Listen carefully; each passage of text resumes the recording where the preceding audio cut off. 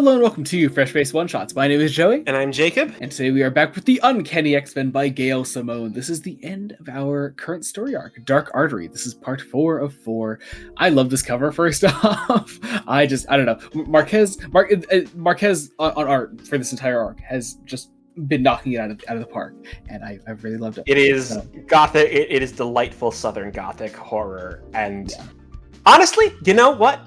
This 4-issue arc could be a case study on how to do a 4-issue comic book arc and make it easy to get into. This is good. We tell a very good story. We move our characters forward. We set up things for the future as well.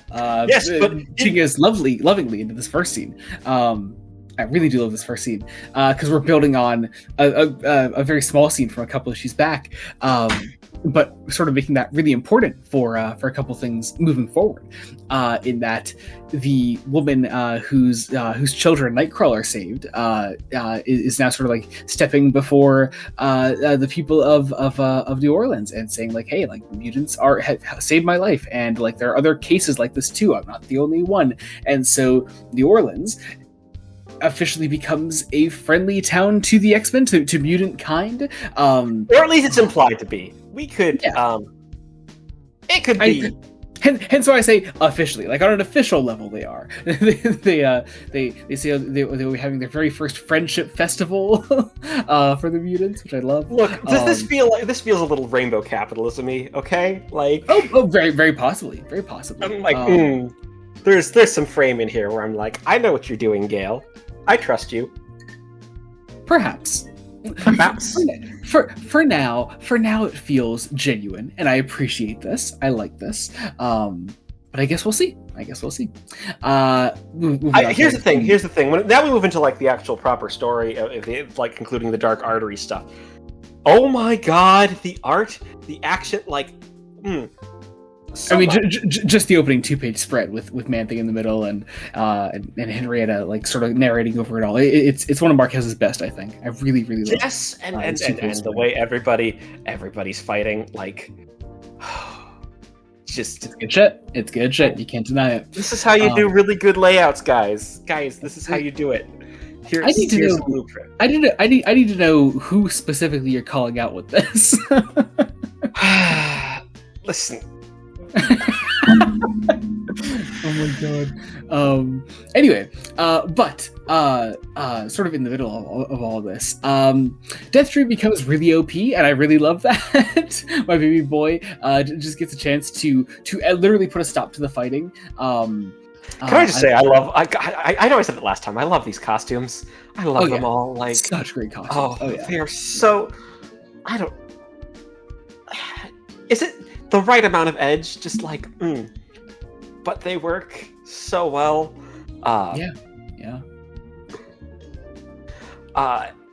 So this is kind of ends up being about restorative justice in a way, in this interesting way of hey, people turned on mutants because they were scared, and people can be scared and greedy and awful, but they also maybe deserve a chance to not be that. Yeah.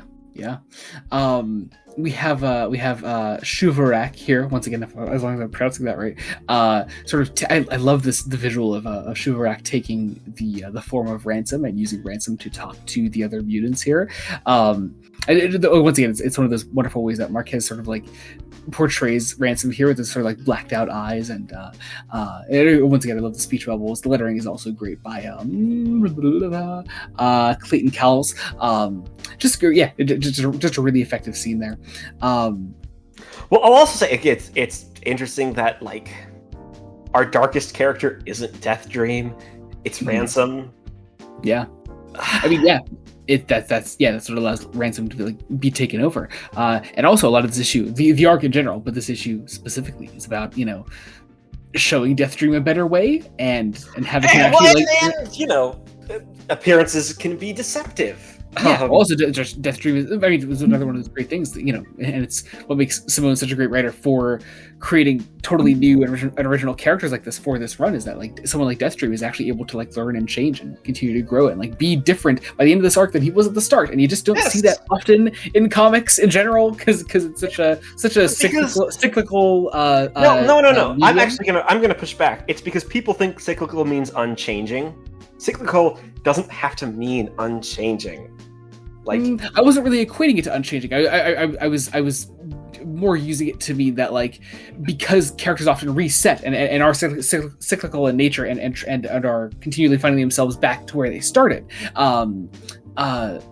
I think Deathstream and as such the Outliers in general are a great exception to that, and the fact that like we're 16 issues into this run, and in addition to tie-ins of course to other stuff, and Simone is still showing a fantastic sort of understanding of like what's not just like making these characters likable to readers, but also showing how they can grow and change, and I just wanted to appreciate that for a minute. Yes. I mean, but Simone's also allowing our not so much in this arc, but in general, our established X-Men to grow and change. And also, Wolverine and Henrietta. I'm here for it. Come on.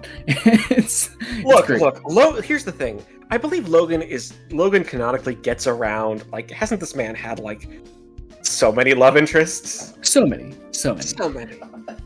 And as someone that has often found myself relating to Wolverine as a short, hairy man myself, I'm also into Lady Henrietta. So I mean, I guess we have that in common. But no, I do love sort of our once again mounting action here that the rest of this issue sort of grows into, and I like the sort of like callbacks to Henrietta's flashbacks that we saw. We sort of bookend to those as well, where we see Henrietta sort of like regretting her decision to forgive in the past, and seeing how that sort of like comes back to bite her in the future. I appreciate that as well. I also like the hint towards Ember in this. There's a line that Shuvarak says that I forget where it comes in. When he's talking to when they're talking to Calico, and I mean, here's the thing. There's a lot of musing on death as a concept, which. I mean, if you know me, I love stories about where death plays a role as a character. Like, one of my favorite portrayals of death is Terry Pratchett's death. And Simone's playing in that space really in a really interesting way.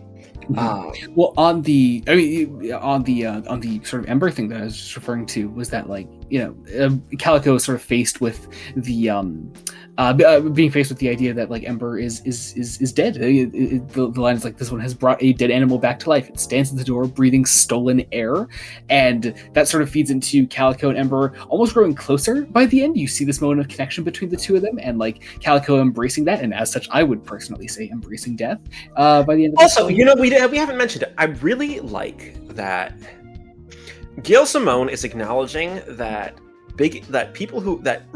reformed bigots still have to put in a lot of work to actually reform, and it isn't just a quick breakthrough. Like, breakthroughs happen, but like Calico in this issue, it's kind of bigoted, and it really works. Like, you see exactly where her fear is and her life is, and it's like, you should do better, and you're growing to do better. I love it. It's totally.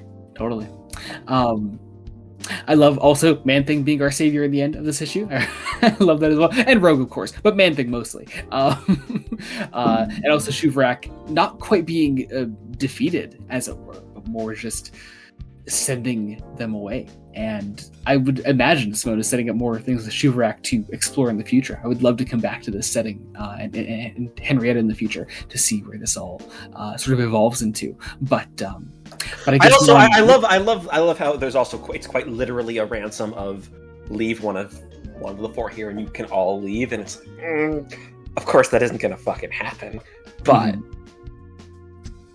we let it hang in the it's subtly hung in the air just enough where you think who would you choose if you had to.